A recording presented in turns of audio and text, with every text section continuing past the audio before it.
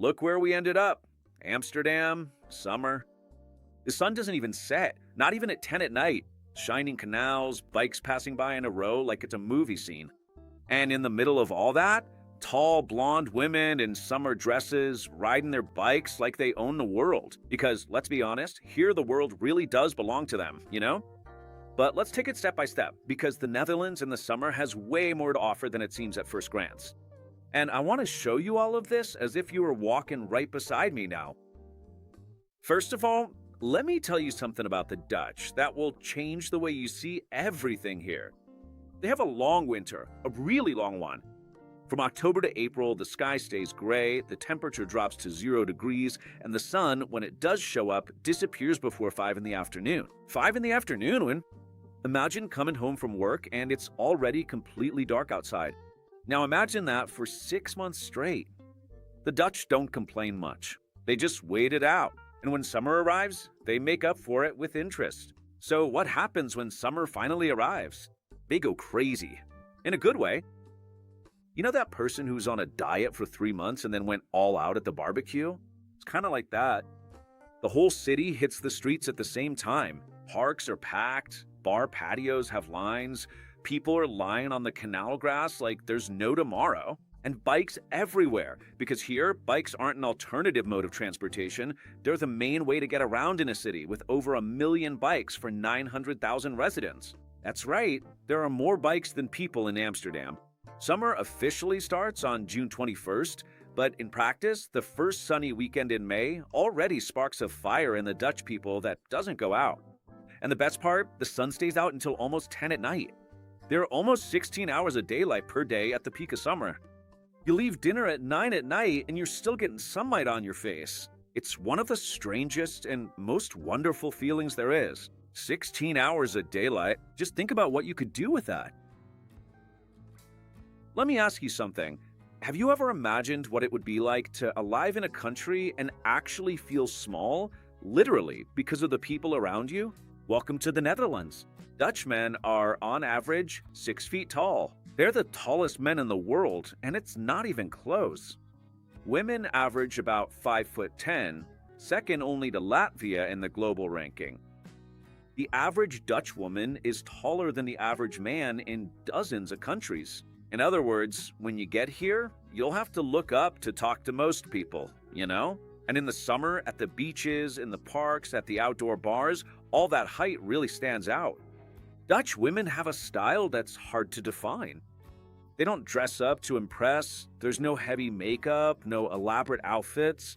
It's natural, it's practical, it's light. She leaves the house on her bike in a summer dress, stops by the market, meets her friends at a bar, and goes to the beach, all in the same day, in the same outfit, without any fuss. The bicycle has a lot to do with that. You don't ride a bike in high heels in a soap opera outfit. You ride in what's comfortable and what's nice without making it complicated. And interestingly, the result is a kind of elegance that's much more appealing than anything over the top. There's a study from a university in Amsterdam that found Dutch women do spend money on clothes, but being fashionable isn't the goal. The goal is to feel good, be practical, and not depend on anyone to get around. And there's something else that stands out when you spend a few days here: independence. Dutch women don't wait for anyone to do anything. She goes to the bar, the grocery store, the park, all by herself. She rides her bike to a work meeting, picks up her kid from school, stops by the supermarket, and still makes it to happy hour, all in the same day, no fuss. It's not that she's antisocial. It's just that she doesn't need an escort for anything. This comes from a culture that normalized women's autonomy a long time ago. You know those miniskirts on bikes that seem risky? They wear them every day, totally indifferent to the issue. It's not boldness, it's just routine.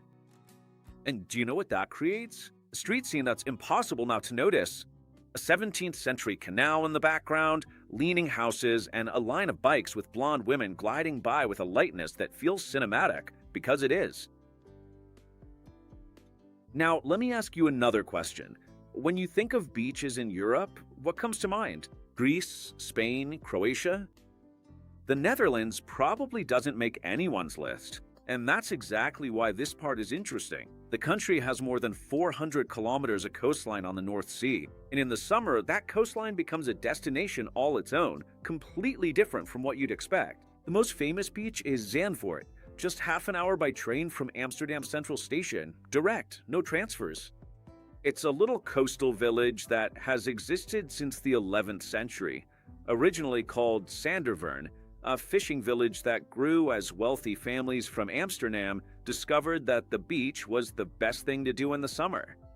By 1900, there were already wealthy people with summer homes there. Today, Zandvoort has long stretches of sand, seafood restaurants, beach tennis courts, and that infectious summer vibe.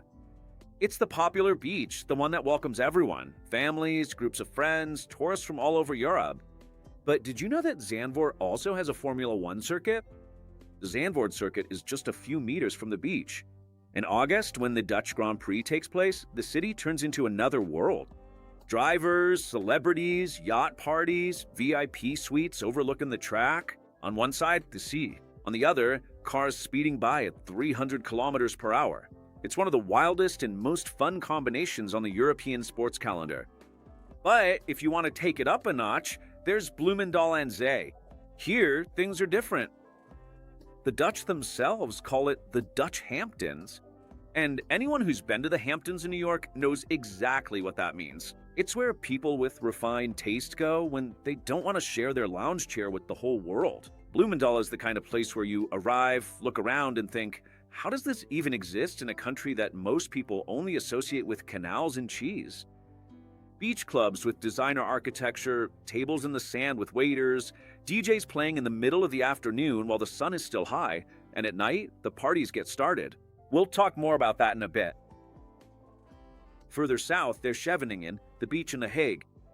It's bigger, more urban, with architecture that mixes the 1900s with modern styles. Every August, there's the International Fireworks Festival, a fireworks show over the sea that attracts people from all over the Netherlands. And for those who don't want to leave Amsterdam, there's Eiberg. These are artificial islands built by the government because the Netherlands literally creates land out of nothing. These people have centuries of experience with this, just 15 minutes by train from downtown.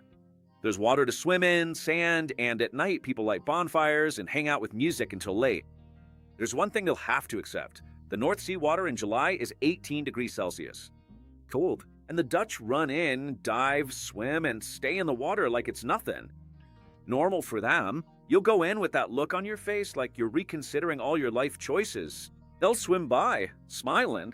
That's how it is. Did you know that the Netherlands has one of the most respected electronic music scenes in the world? That's no exaggeration. The Amsterdam Dance Event, which takes place in October, is considered the biggest electronic music festival on the planet. More than 400,000 people in 5 days. More than 2,500 artists. More than 200 venues all over the city. It's a number that doesn't even seem real. But in the summer, the energy's already in the air and it starts way earlier than you might think. On April 27th, there's Koningsdag, King's Day. King Willem-Alexander's birthday. In all of the Netherlands, the whole country goes out into the streets dressed in orange. The city of Amsterdam turns into an all-day outdoor party. Canals filled with decorated boats, street markets on every corner, music everywhere. And a sea of orange you'll never forget. Why orange? Because the Dutch royal family is the House of Orange. Orange means laranja. And in the 10th century, Dutch farmers grew orange carrots in honor of the Prince of Orange. Before that, carrots were white and purple.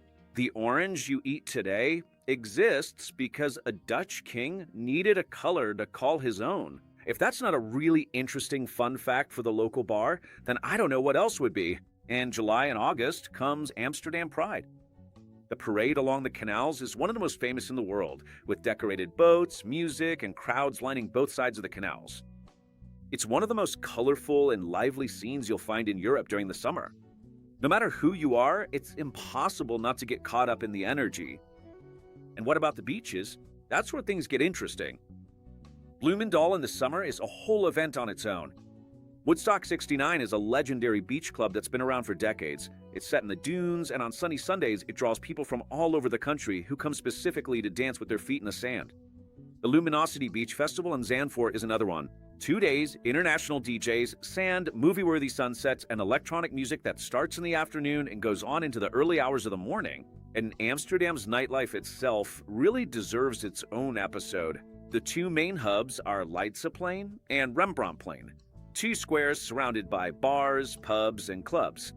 The night starts early, around 9 or 10 o'clock, and can go on until 4 in the morning without any problem. Paradiso is located in a former 19th century church, a Gothic church with stained glass windows and a high ceiling that has become one of the most famous concert venues in Europe. During the day, it looks like a historic monument. At night, there's a DJ playing until 3 in the morning with all that architecture beautifully lit up in the background. It's one of the most surreal and incredible experiences Amsterdam has to offer. De Pijp is the neighborhood where locals go when they want to escape the tourist circuit. Smaller bars, live music, natural wine, and neighborhood vibes you just don't find in the city center. It's the kind of place most tourists never discover, and once people do, they never want to leave. And yes, coffee shops do exist. There are more than 200 scattered throughout the city, operating within government regulations since the 70s. Only for those over 18. They don't sell alcohol by law. The Bulldog is the oldest one, open since 1975. Even if you don't plan on going in, you'll end up walking past it at least 3 times by accident. Guaranteed. Alright, it's time for some real talk, okay? The Netherlands isn't cheap, not even a little bit. In 2026, the city of Amsterdam increased the VAT on lodging from 9 to 21%, and the tourist tax reached 12.5%. One of the highest in the world. So if you were hoping for a pleasant surprise here, you're not going to get one. But with some planning, you can still enjoy a lot without feeling like your credit card is crying for help. Lodging in the summer, July and August, a mid-range hotel in the city center costs between 180 and 350 euros per night. That's the real price in 2026, not the price you read in a 2019 article. If you stay in a neighborhood like De Pijp or Amsterdam Oost, 15 minutes from the center by tram, the price drops a lot and the experience feels much more authentic. Hostel in a shared room starting from 25 to 30 euros per person. Food, a main course at a casual restaurant costs between 20 and 30 euros. Seafood near the beach, about 25 to 35 euros. But the tip that changes everything is the Albert Kuip market in De Pijp, the largest street market in the Netherlands, open from Monday to Saturday. Dutch fries in a paper cone for 4.50 euros. Fresh herring, which is the country's national snack, for about 3 euros at the stall. Hot stroop waffles straight off the grill, which is basically a waffle with caramel, for 2 euros. You eat a lot, eat well, and spend almost nothing. Beer, 5 to 7 euros and 50 cents at a regular bar downtown. In the traditional bars of the Jordan neighborhood, called brown cafes by the Dutch because of their dark wooden walls, the price is a bit lower and the atmosphere is completely different. These are bars with centuries of history, literally. Sightseeing, the Rijksmuseum, which is the largest art museum in the country and has works by Rembrandt and Vermeer that you've only seen in books, costs 27 euros. The Van Gogh Museum also costs 27 euros, and you need to book weeks in advance, not just days. The Anne Frank house costs 16 euros. A boat cruise through the canals, 14 to 20 euros.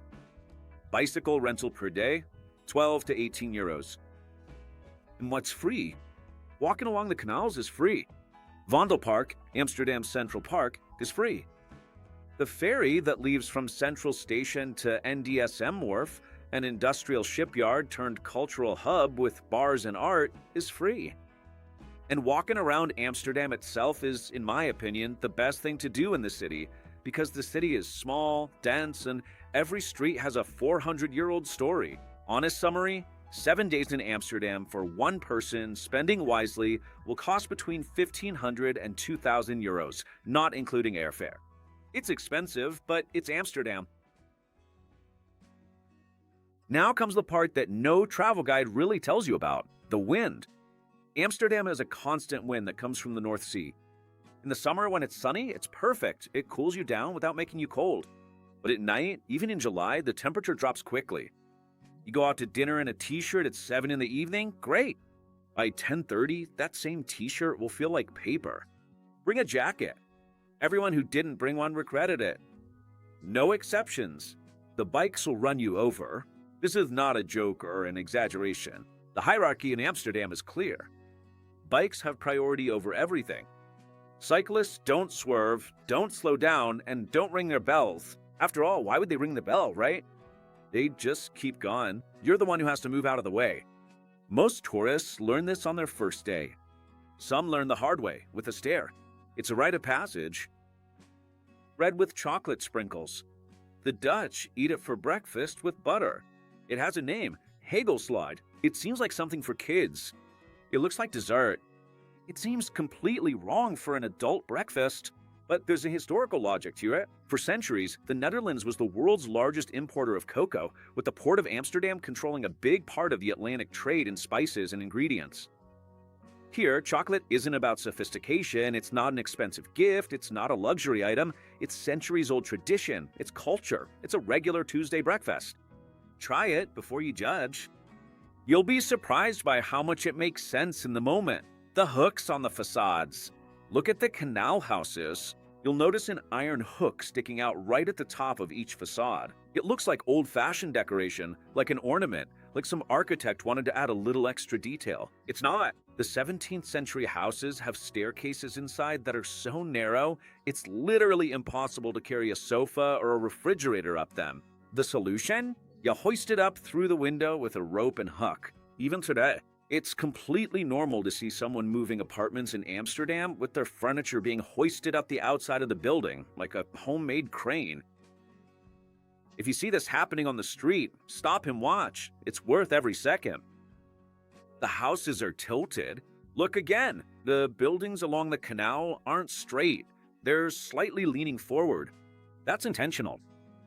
Since the furniture is lifted up through the window with ropes, the tilt prevents the load from hitting the facade on the way up. 400 years of engineering applied to a practical problem.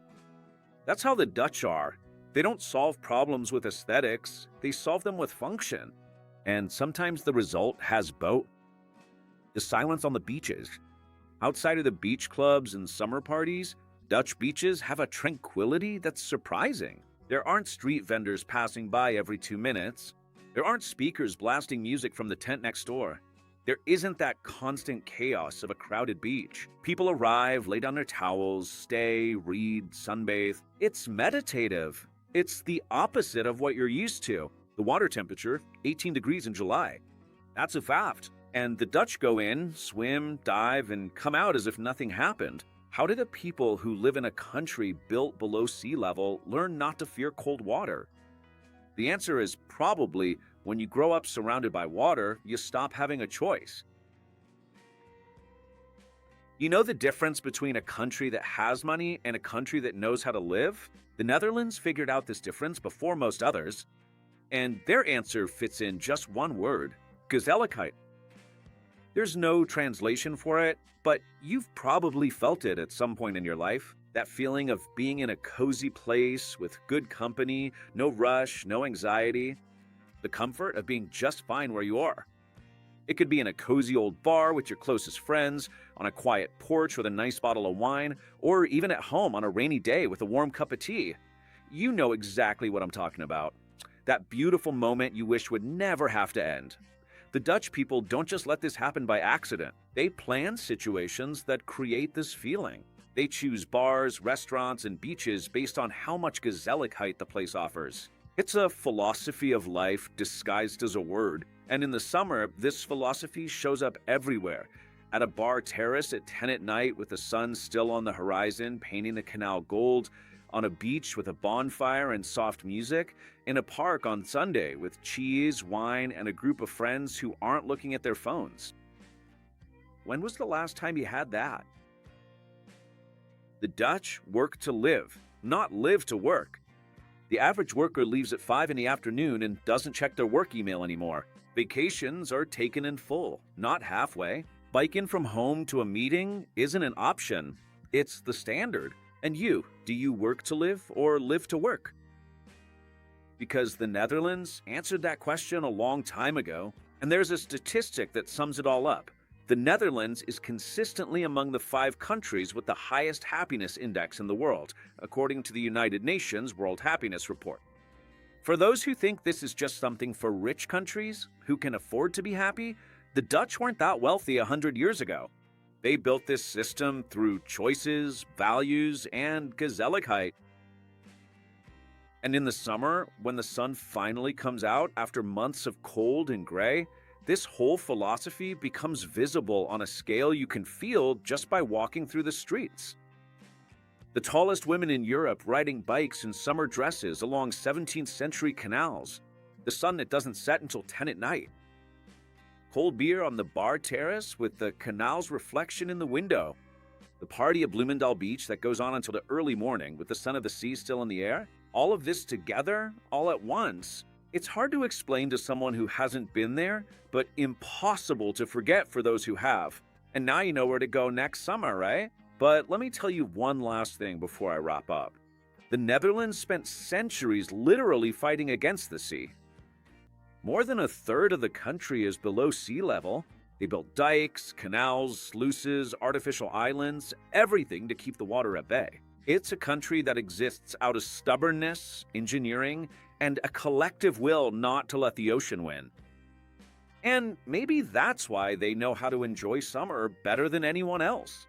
Because when you spend months battling the cold and rain, when you grow up in a country built by sheer effort, you learn to value every hour of sunshine as if it were your last. 16 hours of daylight a day, and they don't waste a single one.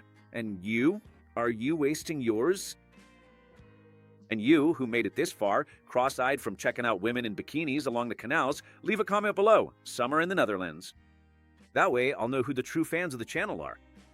Oh, and check out the video that's popping up on your screen right now. There, you'll find out how this and other countries achieved such a high quality of life. Thanks, everyone. See you next time.